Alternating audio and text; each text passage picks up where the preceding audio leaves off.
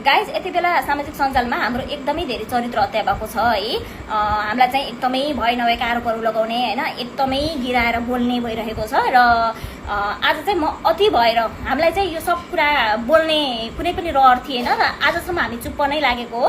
तर अहिले चाहिँ अति भएर पटक पटक हामीले केही नगर्दाखेरि पनि पटक पटक हामीलाई आरोप आएको र पटक पटक हाम्रो चरित्र हत्या भएको कारणले गर्दाखेरि चाहिँ आज हामीले सत्य कुरा के हो भन्ने कुरा चाहिँ सबैका माझमा ल्याउँदैछौँ है। हाम्रो बोल्ने रहर होइन, तर हामी बाध्य भयौँ आज अति भएर है। सो उहाँ चाहिँ मुसी डनको एक्स हस्बेन्ड दिपेन्द्र पौडेल हुनुहुन्छ। आज चाहिँ उहाँले चाहिँ तपाईँहरूलाई सबै कुराहरू बताइदिनुहुन्छ है। दाइ, हजुरको जुन यो फेसबुकमा जुन यो आफन्तहरूले भिडाएको भन्ने कुरा आएको छ नि, यो विवाहको बारेमा चाहिँ बताइदिनु न। होइन, त्यो के होइन, हाम्रो पर्सनल फेसबुकबाट लप परेको सामाजिक सञ्जालबाट कसैले भिडाएको भन्ने होइन, त्यो चाहिँ गलत हो। तपाईँहरूको आफै सो इच्छाले दुइटाले मन परेर खुसीले गरेको बिहे हो।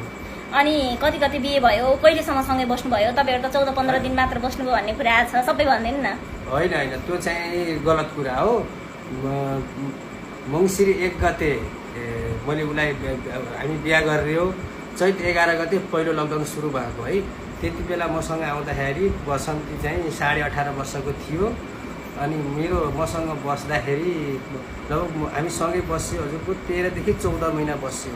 त्यो बसेको ठिकै थियो। अनि त्यसको अवधिमा मैले चाहिँ के खोज्छु भन्ने कार्यक्रम के खोज्छु भन्दाखेरि चाहिँ त्यसको मैले बिहा दर्ता नागरिकता भेटाएँ। मसँग भन्दा पनि पहिले बिहा गरिसकेको रहेछ, पहिलेको बुढासँग बिहा गरेर बिहा दर्ता नागरिकता बनाइदिए रहेछ, बुढो कता बाहिर गएको रहेछ।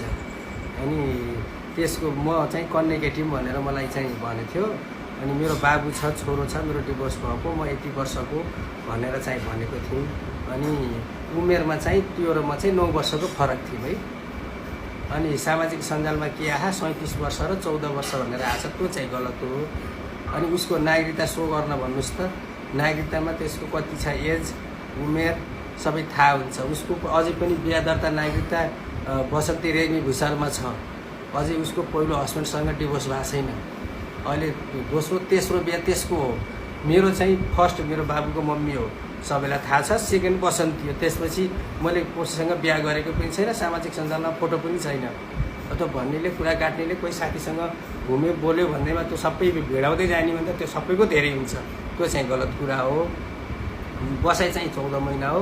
त्यो क्रममा चाहिँ बच्चा रह्यो, 2 महिनाको चाहिँ खेर गएको हो। अनि नभएको कुरो गर्न हुन्न सामाजिक सञ्जालमा होइन। अनि अब हजुरको पुलिस प्रशासन